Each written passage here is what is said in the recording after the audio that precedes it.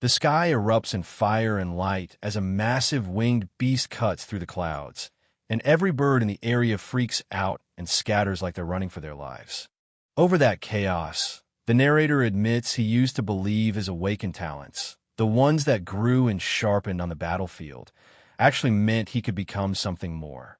Then it shifts straight into a brutal clash of soldiers, and he follows up that thought by saying he really believed he could start a new life, even while standing in the middle of another war.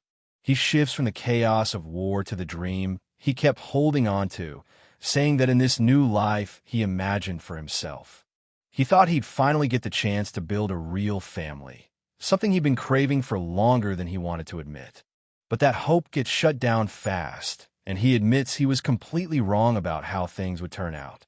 A voice looks down at the wrecked battlefield, calling the fighter's struggle impressive, almost entertained that someone actually made him swing his sword more than a handful of times. We see the exhausted warrior on his knees, barely holding himself up, while the armored opponent steps in and casually asks if he's really the legendary Ardrick. Ardrick tightens his grip on his sword, breath shaky, and the narration echoes the line people used to give him, the talent that bloomed only in the middle of war. Ardrick is barely hanging on, blood dripping from his mouth as he struggles to stay upright, his breath shaking like his body's about to give out.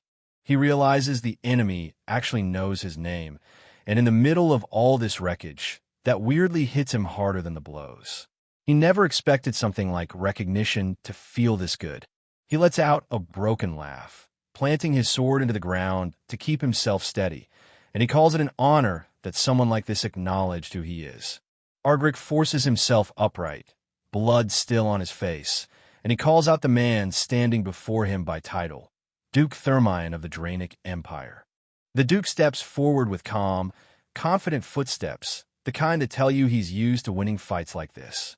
Ardrick actually laughs, stunned that the Duke knows his name, and the Duke confirms it without hesitation, like this recognition was never in question. The narration breaks down just how dangerous this man is, calling him one of the 6 hexaclass knights of the Althean Empire. Even being on the same battlefield for a single day was enough for Ardrick to feel the crushing pressure of something they call the Black Wave. We get a full look at Duke Bout Thermine, radiating power like someone who's already won the fight before it starts. Ardrick looks up at him, bleeding but steady, pointing out that he stepped into this fight knowing exactly who the Duke was, and still didn't back down. The Duke leans in, almost disappointed, saying it'd be a waste to cut down someone with Ardrick's talent so early. He asks straight up if Ardrick plans on surrendering. Ardrick doesn't answer, but his eyes harden, showing he's nowhere near giving up. The Duke meets that stare with his own, both of them locked in a moment where neither is backing down. Ardrick answers without hesitating, slamming his sword into the ground as he pulls himself up, saying it's obvious he's not surrendering. He lifts the blade again, declaring that since he was born on the battlefield, dying here is the only ending that makes sense to him. Both sides ignite with killing intent, the air warping as they rush toward each other for one final clash. The Duke calls him out mid-clash, saying he can see the regret still sitting in Ardrick's eyes, like there's something he wishes he hadn't left unfinished. Ardrick's expression softens for a moment, and the Duke admits Ardrick could have been a solid rival if things had been different. He adds that with just a little more time to grow, Ardrick might have stood beside him instead of against him.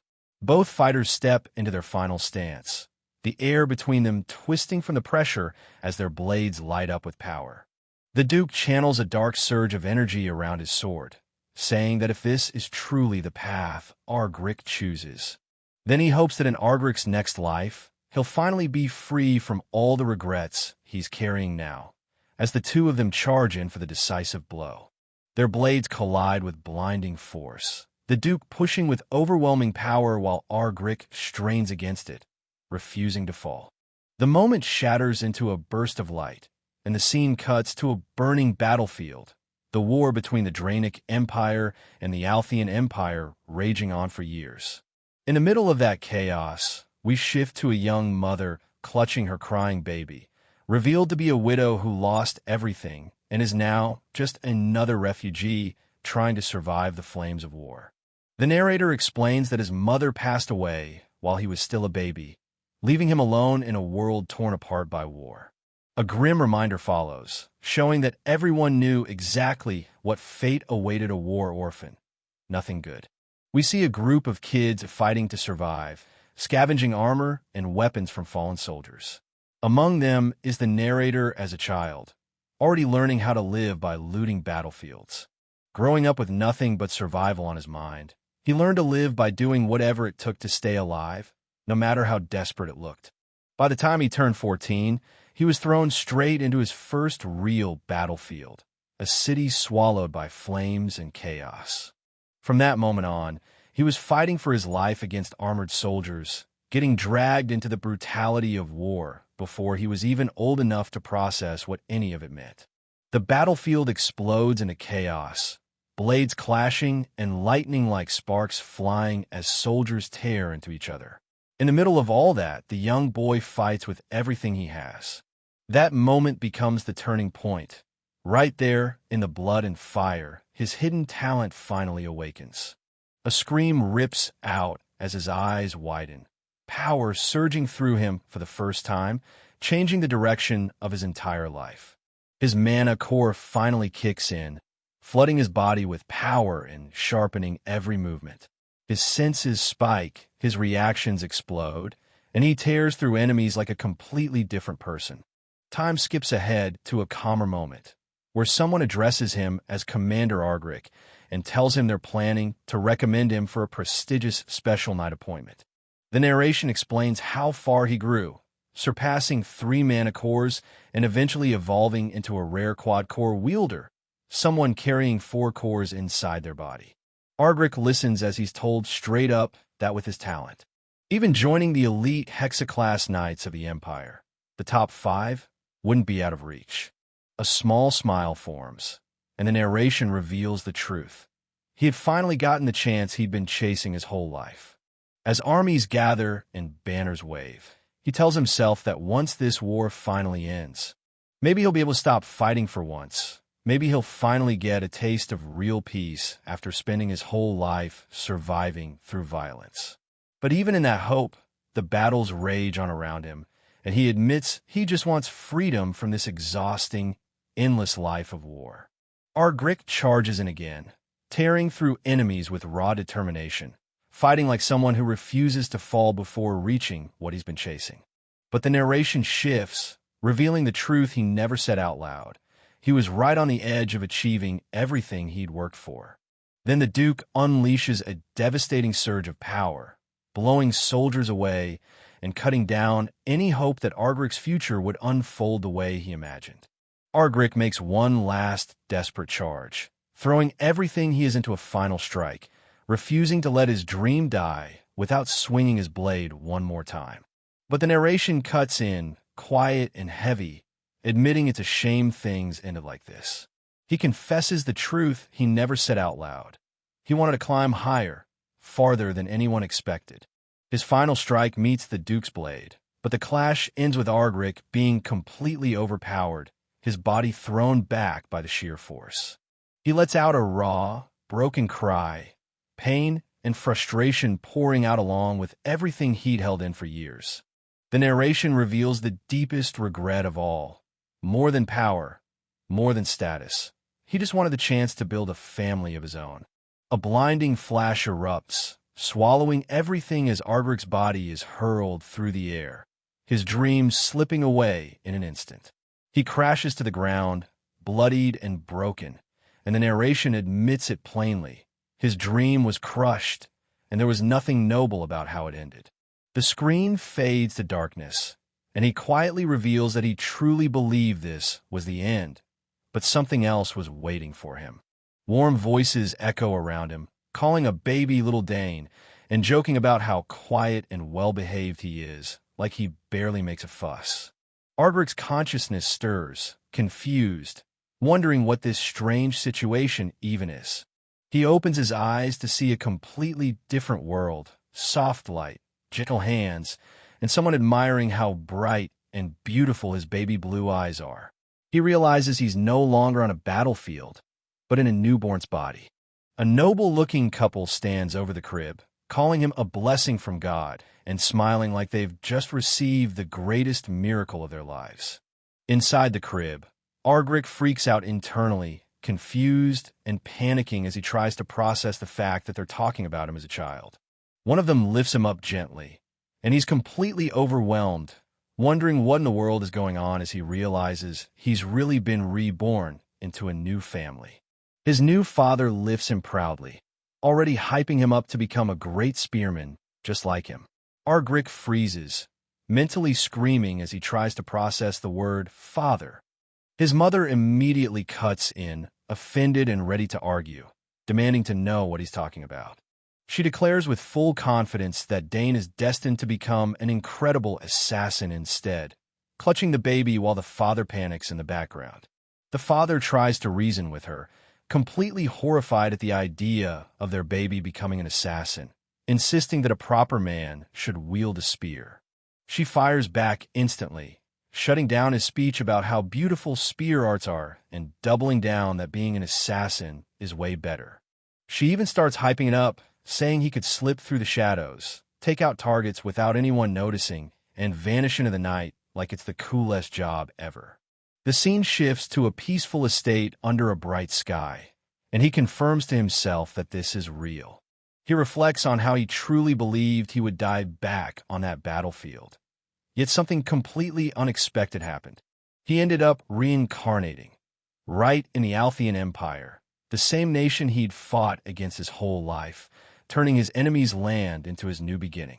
He explains that he's now the youngest son of a noble family, riding along in a fancy carriage like it's normal. His parents suddenly reach a compromise in the most chaotic way possible. They decide they'll just teach him both spear techniques and assassination skills. The narration introduces them as his new parents, who are still loudly arguing. His father swears spearmen are the greatest, while his mother fires back that he'll definitely grow up to be an assassin. The narrator sums it up. He's literally growing up in the middle of a full-blown argument about what he's supposed to become. He figures it's because his parents had him later in life, so they're extra set on shaping him into their ideal successor, whether that's a spearman or an assassin. Their carriage comes to a stop, and a servant announces their arrival. Both parents snap out of their debate, surprised they've already reached their destination while still arguing over their baby's future.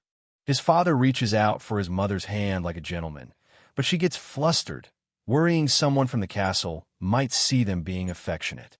He laughs it off, saying he just wants to hold his wife's hand. They step down together carefully, both of them focused on keeping baby Dane safe as they walk. The narrator watches from his tiny body, seeing how gentle and warm they are. His eye widens as he processes all of this, the softness, the affection, the calm. After a lifetime of blood and war, this peaceful moment hits him harder than any blade. The maids line up to welcome them home, and his parents beam with pride, saying Dane looks thrilled to be back. Everyone's smiling like this is the happiest moment of their day. Baby Dane bursts into a bright grin, and the narrator admits it. Living in a place like this, surrounded by warmth, doesn't feel bad at all. As the view shifts to their grand estate, he realizes something important. In a house this secure and supportive, he might actually be able to grow his talents farther than he ever dreamed in his previous life. 2 months pass in this peaceful mansion, a total contrast to the life he used to know. Baby Dane is by the window, letting out random baby noises, trying to get used to this tiny body and its limited vocabulary. His mother lights up with happiness, praising him for finally being able to babble. Meanwhile, Dane keeps making baby sounds, even though inside he's a battle-hardened warrior stuck in an infant's body. Dane watches himself babbling and admits it feels strange for both sides. Him trying to act like a normal baby, and everyone around him celebrating every little sound he makes. He reflects on his past life, remembering how he never really encountered children. His battlefield days were filled with wandering through destroyed villages, seeing only the aftermath of war. He recalls the few children he did see, injured, crying, clinging to the bodies of fallen parents. Those memories hit hard now that he's living as a baby in a safe, loving home. He remembers how so many children slowly wasted away during the war, starving with no one to save them, a memory that hits harder now that he's in a warm room with a caring mother. He compares his past to his present and admits how Sogers is unbelievably fortunate, safe, rich, and nothing like the brutal world he came from. With a sudden spark of relief, he realizes one thing for sure. In this life, starvation is definitely not going to be a problem.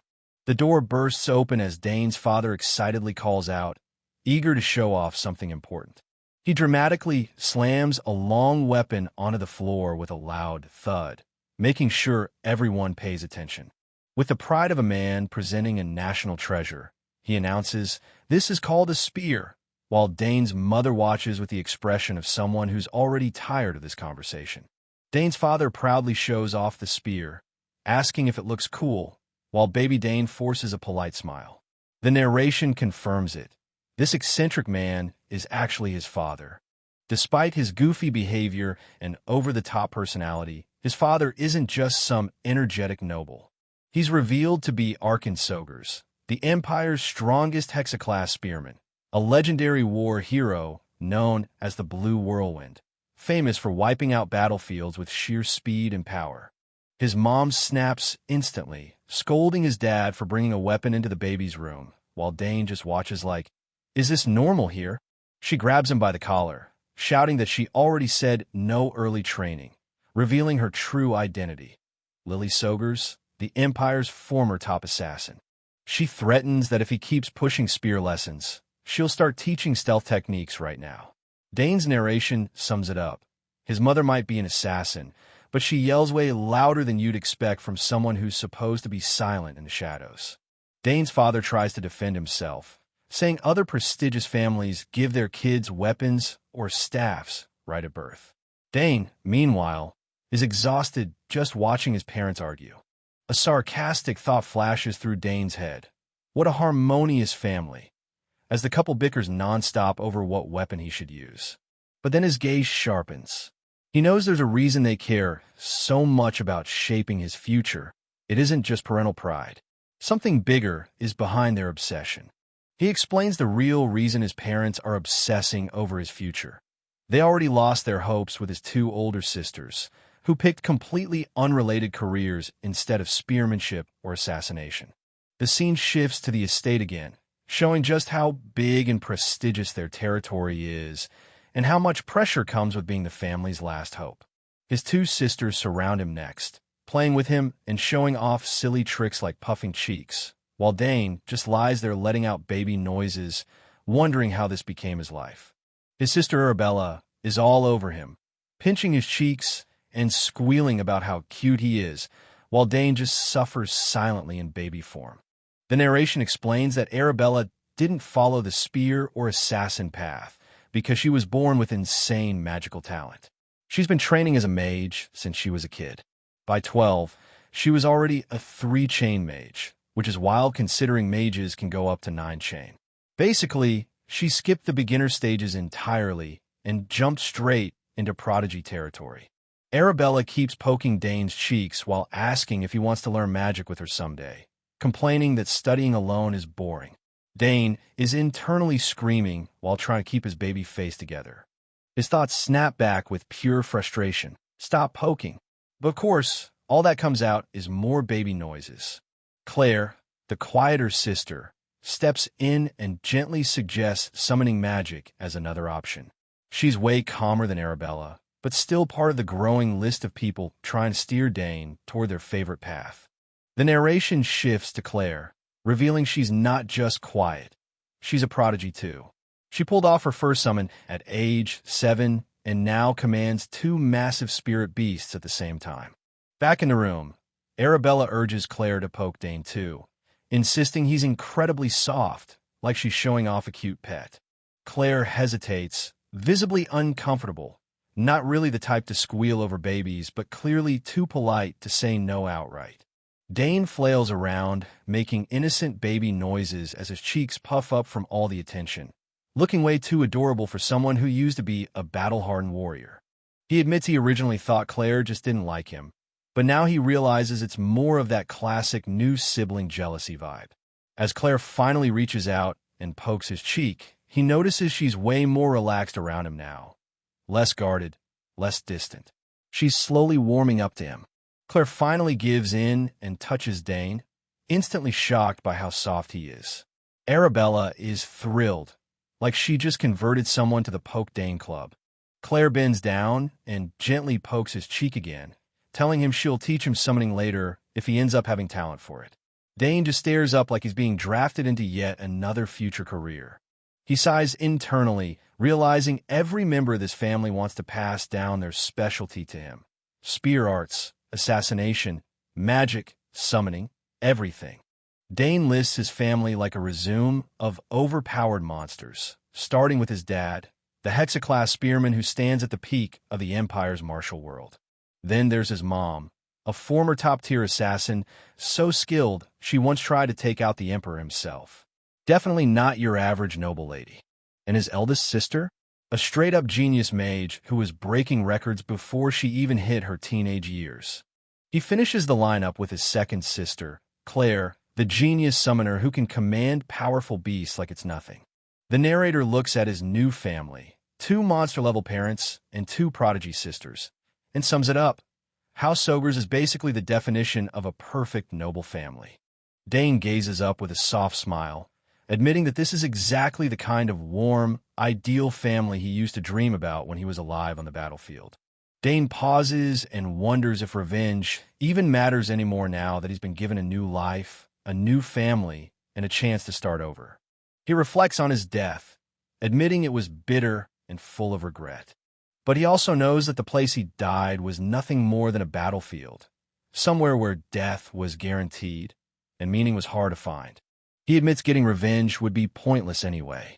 The man who killed him won in a clean, honest fight. There's nothing to avenge. Cut to chaos. His entire family is arguing again. Dad insists on spearmanship. Mom pushes assassination. Arabella screams about magic. And Claire quietly votes for summoning. Dane sits alone in his little crib at the center of it all, watching his overpowered family debate his future like it's a group project they can't agree on. Dane reflects softly, admitting all he ever wanted was a real family. And now, looking around at this warm and chaotic household, he's genuinely happy he was reborn here. Cut to the reality of the moment. His ideal family is in a full-on shouting match about his future, everyone arguing their own specialty like their lives depend on it. Dane scrunches his tiny face in frustration, overwhelmed by the noise and wondering how a peaceful life still ends up this chaotic. Dane looks at the grand estate and questions himself. This is a harmonious family, probably, right?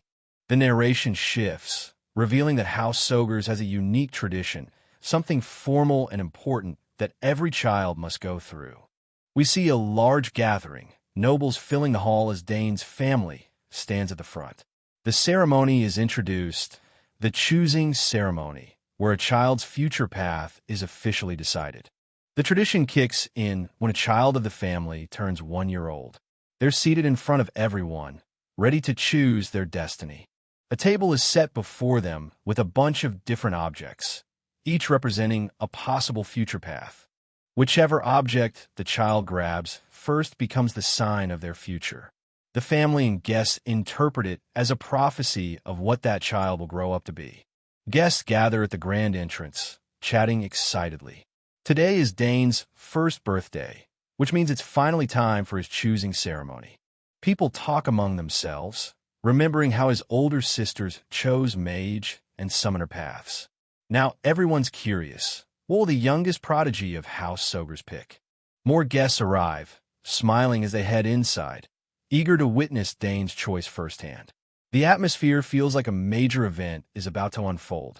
The hall fills with nobles whispering as they notice Dane's older sisters have brought items too. Everyone is excited to see what the baby of the family will pick this year. Dane sits on the table while his mother encourages him with a bright smile, telling him he only needs to choose whatever he likes. Dane, meanwhile, looks like he's facing the final exam of his life. A close-up of Dane's worried expression shows his internal panic. With all eyes on him and each object tied to a different future, he sighs internally and wonders, what do I even do? Dane realizes every member of his family is staring at him with expectation. Each one placed an item on the table, hoping he'll choose their path. His dad, of course, is grinning like he already knows the outcome.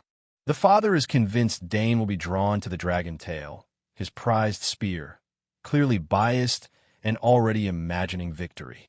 The dragon tail is introduced, a mystical spear forged from rare ore, capable of becoming razor-sharp and impossibly heavy when infused with mana.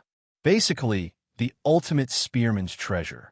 Dane's dad is practically shouting through the power of his thoughts, begging his son to pick the dragon tail, his lifelong weapon, his pride, his legacy. Meanwhile, Dane's mom is thinking the exact opposite. She gushes over how handsome he is, then confidently decides he'll still choose the assassin's dagger she prepared. Her offering is revealed, Nighthorn, a deadly dagger forged from ethereal, an ore that can channel multiple elements and store layered poisons. It's basically the ultimate assassin's weapon. Arabella jumps in confidently, declaring that Dane is destined to become an amazing mage. No hesitation, no doubt. In her mind, she's already imagining Dane following her to the Magic Academy, becoming her brilliant junior and proving the family's magical legacy even stronger. Her chosen item appears, a subspace pouch, a magical tool only mages or those with strong mana affinity can use. It's basically a portable pocket dimension, classic mage starter gear. Arabella mentally screams at Dane to take her pouch, completely confident he'll choose the mage's path if she cheers hard enough. Claire hesitates, sweating a little as the pressure rises. She's quieter, but still hoping he won't forget about summoning. Her thoughts reveal her dream. If Dane becomes a summoner too, she wants to fly through the sky with him on Decaron, her summoned beast. Even the calm sister has big hopes riding on his choice. Claire's chosen item is shown, a summon sign, the core tool of a summoner. It lets the user receive a unique code and call forth powerful beasts depending on their talent. Claire's inner voice bursts with hope again, wishing with all her heart that Dane will become a summoner like her. Dane sits in front of all the objects, sweating bullets. With everyone's thoughts practically screaming in his direction, he suddenly realizes something weird. He can hear their expectations loud and clear. Dane lets out a tiny, frustrated sigh. He's a 1-year-old on the outside, but mentally he's dealing with a full-blown political minefield. He stares at the lineup of items, each one tied to a different dream, a different family member, a different path. He knows he can't dodge this. He has to choose something. He slowly moves his hands forward, thinking hard. Which object should I take?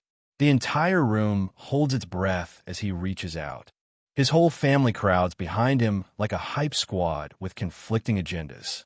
Dad's pushing the long and sturdy spear propaganda. Mom's insisting the tiny assassin dagger is obviously the cutest choice, and both sisters are silently praying he picks their item. The pressure is unreal. Their voices echo in his head. Arabella reminding him about the pouch, Claire whispering about going on summons together. Everyone's basically bribing him with emotional promises he never agreed to. Dane freezes as a sudden glow surrounds him. His eyes widen, and before he can even decide what to grab, something activates on its own. Dane's whole body lights up, and he panics instantly. He didn't touch anything, so why does it feel like something just activated on its own? His entire family freaks out at the same time. Mom's anxious, Dad is clueless, but trying to look calm, and both sisters are watching like they're witnessing history unfold. Nobody has any idea what Dane just triggered. The crowd starts buzzing, shocked. All 4 items, the spear, the dagger, the pouch, and the summoned sign, reacted simultaneously. People gasp, questioning how something that impossible could even happen. Whispers ripple through the hall as nobles gape in disbelief. Someone finally says what everyone is thinking. Dane isn't just talented. He might be a once-in-a-generation prodigy. Dane looks up at the glowing items around him, overwhelmed but also a little stunned. He remembers how skilled he was in his past life, how naturally talent came to him on the battlefield. But even with that experience, he can't help laughing internally, because this new life, with a family, magic, and 4 different talents reacting to him at once, this is on a completely different level. Arabella grabs her dad in a panic, demanding answers. She's never seen anything like this, and even her legendary father admits he's just as shocked. Someone in the crowd hesitates before voicing the obvious question. If Dane resonated with all 4 items, does that mean he needs to learn all 4 disciplines? Arabella practically bursts, shocked out of her mind. The idea that her baby brother might train in spearmanship, assassination, magic, and summoning leaves her completely stunned. Claire stares at Dane, completely caught off guard. Even the calm, quiet sister can't hide her shock anymore. This isn't just unusual, it's unheard of. Meanwhile, Dane just laughs like a happy baby, totally unaware of the uproar he's caused, or at least pretending to be. Inside, he's probably thinking, yeah, this new life is definitely going to be wild. We jump to the training grounds, and the whole place is filled with the sounds of weapons clashing. It's loud, chaotic, and definitely not beginner-friendly. Some poor trainees are getting absolutely destroyed, letting out strained groans as their weapons get knocked away like toys. Another shout echoes across the courtyard, someone else taking a hit. Yeah, whatever is happening here, it's brutal. It's about to involve Dane one way or another. A trainee gets launched across the courtyard, sliding across the floor with a pained shout. Someone here is getting absolutely demolished. We see a firm grip tightening around a training spear. Whoever's holding it moves with sharp, precise motions, definitely not a beginner. Turns out it's Dane's father casually finishing up another brutal lesson. Meanwhile, the poor trainee behind him is doubled over, struggling to breathe after taking one clean hit from the blue whirlwind. Dane's dad finally turns around, proud as ever, praising Dane for mastering the technique he taught him. The man looks like he's ready to brag to the entire empire. And now we see Dane at age 7, calm, confident, and holding a training spear with perfect form. He thanks his father politely, but you can tell he already moves like a prodigy. Dad immediately goes into full proud parent mode, cheering loudly and telling everyone that his son is exactly as amazing as he expected. Meanwhile, the trainees in the back are probably thinking, we noticed. Dane pauses when his father places a firm hand on his head. It's half praise, half a signal that something important is about to happen. A butler steps into the training yard carrying a cushion like it holds a royal treasure. His name is Herman, and even he looks a bit tense as he announces he's brought it. Dane's father lights up instantly, saying Herman arrived just in time.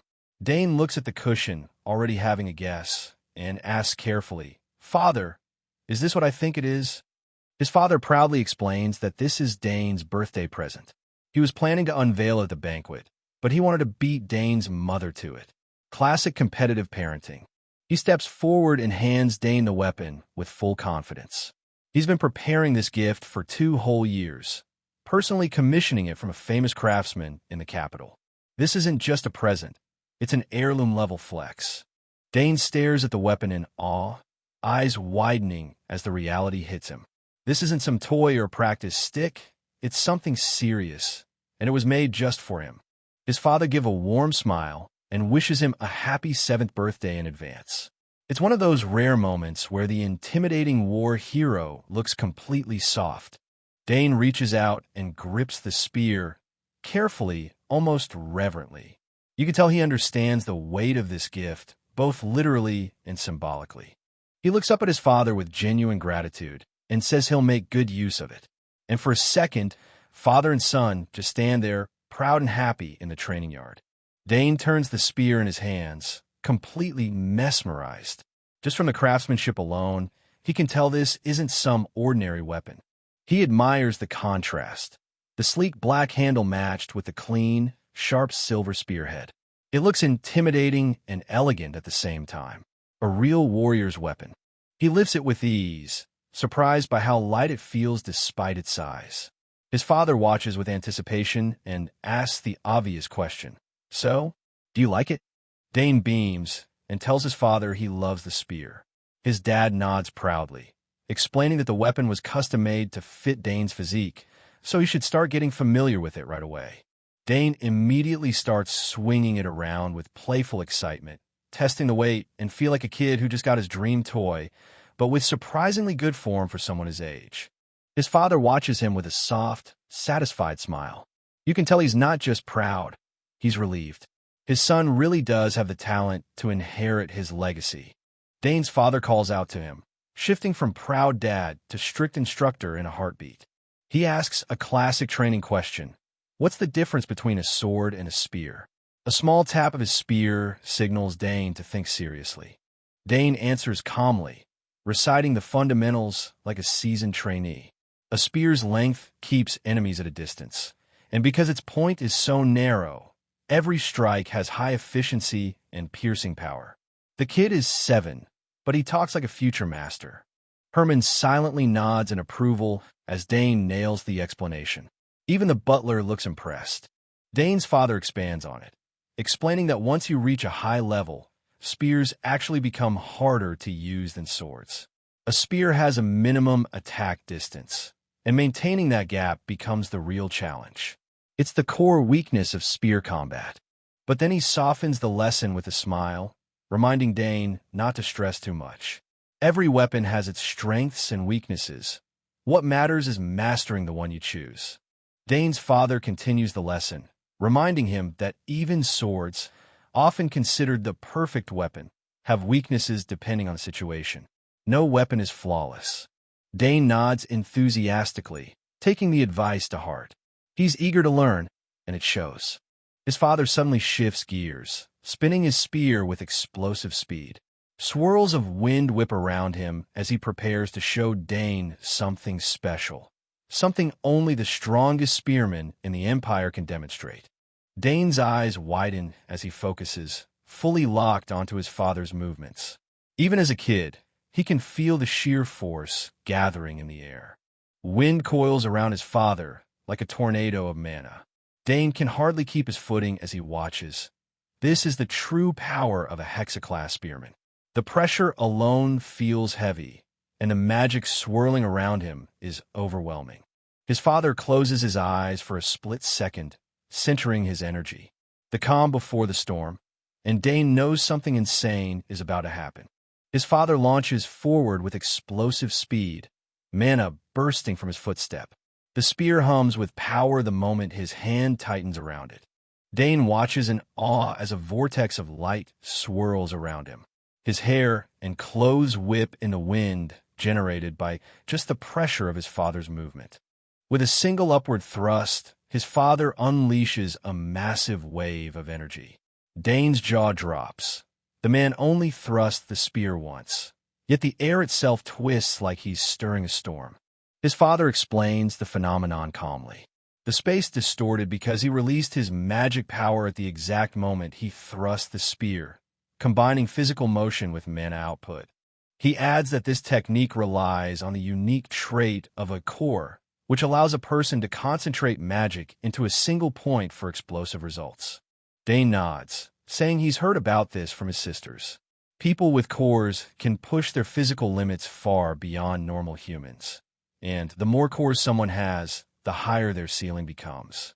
Dane thinks back to his previous life, remembering he had a quad core, already an incredible feat. He knows exactly how powerful core users can become. His father laughs proudly and praises him for understanding the theory so well. Then he casually drops the bomb. He himself has 6 mana cores. Dane stutters in shock. 6 cores is a monster-level achievement. He realizes that if he hadn't died in his past life, he might have reached that level too. It hits him how high his new ceiling could be in this life. His father places a steady hand on Dane's shoulder, signaling it's time for him to try the technique himself. Dane grips his new spear, nerves and excitement mixing as he answers with determination. This is his first real test with a weapon made just for him.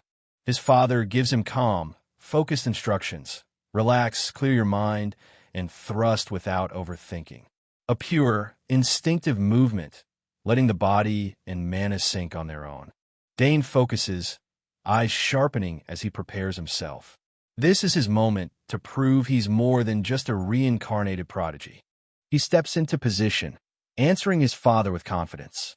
The training yard falls silent around them as he readies his first real thrust with a new spear.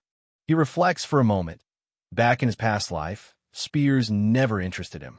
He fought up close, relying on strength and instinct.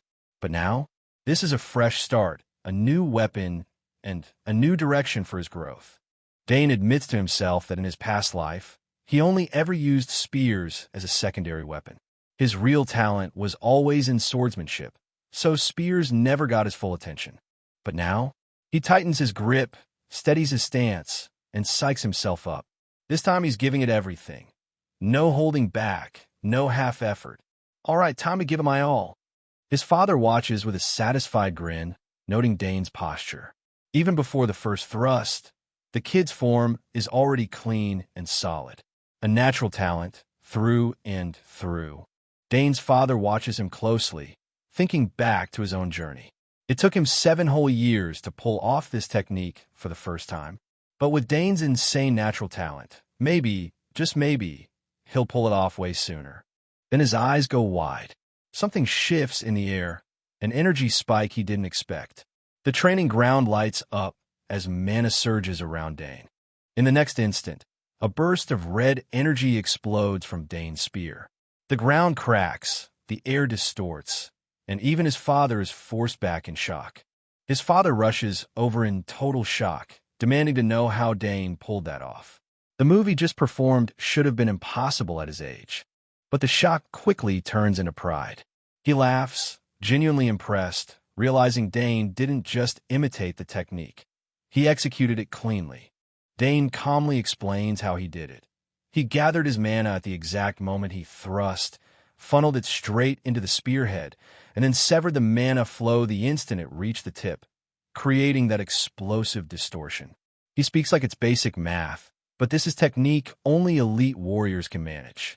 His father completely loses it, eyes bulging, voice cracking. He can't believe Dane not only infused the spear with mana, but also cut the flow on command. That level of control is something even trained adults struggle with. So he asked the obvious question, Dane, did you form a mana core? Dane casually explains that he did. He was reading a book about forming cores, tried it out, and it just worked. And while doing mana breathing, yeah, that's when the core fully formed. Like it was nothing. His father stands there in stunned silence before bursting with pride. You formed a mana core while reading a book. Truly, a genius has been born into our house. The man is seconds away from throwing a celebration. Dane's father drops to one knee, placing both hands on his son's shoulders. He says he'd sensed Dane's talent since he was little, but now he's absolutely certain. One day, Dane will become an extraordinary warrior. Dane smiles innocently, but inside he's thinking there are still a lot more surprises coming. Meanwhile, his father laughs with pure pride, overflowing with excitement for his son's future. Then the real question hits like a prophecy. Will their son actually grow into a mage, spearman, assassin, summoner, all at the same time? In other words, the ultimate multi-class monster. The scene shifts to a glowing night over House Ogres. It's Dane's 7th birthday, and the whole estate is lit up for the celebration of their youngest prodigy. Inside the banquet hall, music fills the air, and nobles from all over enjoy mountains of food and drinks. It's a full-on festival, colorful outfits, chatter everywhere, and everyone in a good mood. Two familiar powerhouses reconnect.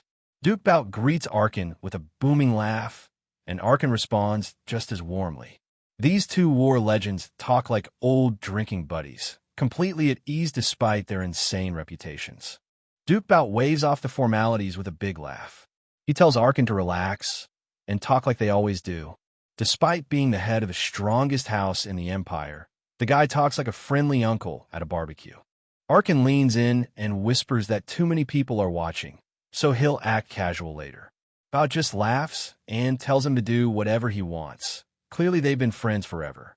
Bout looks around and asks where Dane is. Arkin immediately calls his son over. Dane walks up dressed in formal attire, looking sharp and composed for a 7-year-old. Arkin introduces him, telling him to greet the Duke. The moment Dane hears that title, Duke Thermion, his mind flashes back. A cold, violent memory surges up from his past life. He remembers the battlefield, the crushing pressure, the man who killed him. And now that same man is standing here at his birthday banquet. Dane struggles internally. Of all people, why him? Why now? Back in the hall, Duke about sizes him up with interest. He asks Arkin if this is the son he's been bragging about nonstop. Dane stands there between the two powerful men, trying to stay composed while his past and present collide. Duke Thermion laughs heartily as Dane introduces himself, completely unaware of the storm brewing behind the boy's polite smile. Inside, Dane is fuming. The man who killed him in his past life is right in front of him, acting friendly like nothing ever happened. Still, Dane bows properly and speaks with perfect etiquette, greeting the Duke with respect. Despite his anger, he plays the role of the noble son flawlessly. Thermion turns to Arkin and compliments him, saying Dane is dependable and well-mannered. Arkin beams with pride, while Dane quietly holds back the urge to glare a hole straight through the man's armor. Duke Thermion casually asks if Dane is learning the spear like his father. Arkin proudly confirms it, but before anything else can be said, Dane and Arkin both turn in surprise as footsteps approach. Something, or rather, someone unexpected is coming their way. A nobleman greets Count Sogers formally, and beside him stands a young girl dressed elegantly. She steps forward with a polite bow. Her name is revealed, Layla Thermion, the youngest daughter of the Thermion Duchy. She introduces herself sweetly, radiating nobility and confidence, and Dane instantly realizes he's now face-to-face with the daughter of the man who ended his past life.